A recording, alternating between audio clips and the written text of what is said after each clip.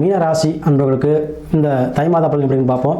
பொதுவாக இந்த மீனராசிக்கு பார்த்தீங்கன்னா ராசி இருக்கக்கூடிய குரு பகவான் அக்கறைமற்று நாளில் அமர்ந்தாலும் சனி பகவான் ஒரு ராசியிலே அமர ஜென்ம சனி அமர்ந்தால் சுப காரியங்கள் சுப நிகழ்ச்சிகள் அதிகமாக இந்த மாதம் உங்களுக்கு ஈடுங்க. அதாவது திருமணம் சார்ந்த விஷயம், வளர்ப்பு, குழந்தை பிறக்கிறது, இந்த மாதிரி விஷயம் தான் அதிகமாக நடக்கும். ஏன்னா ஜென்மசனியில் வந்து பார்த்தீங்கன்னா சுப நிகழ்ச்சிகள் நடக்கும். கண்டிப்பாக இது வந்து இந்த மாதம் நடக்குங்க. அதே போல் உடல் சம்மந்தப்பட்ட விஷயங்களில் கொஞ்சம் கவனமாக இருக்கணும்.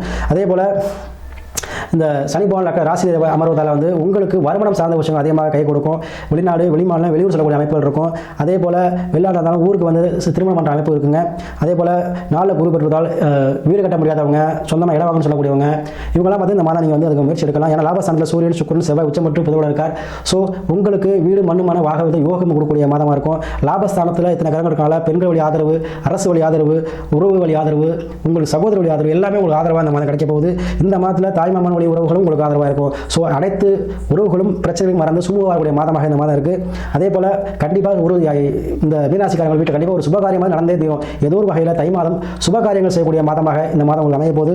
ஸோ அதனால் அருகில் முருகன் கோயில் வழிபாடு செய்வது தைப்பூச அன்னைக்கு, தை மாதம் பூச வழிபாடு இன்னும் உங்களுக்கு சிறப்பாக கொடுக்கும். கண்டிப்பாக செய்யுங்க. மீனராசி அன்பர்களுக்கு இந்த தை மாதம் அனைத்து வகையிலுமே வந்து ஒரு மகிழ்வான மாதமாக அமையும்.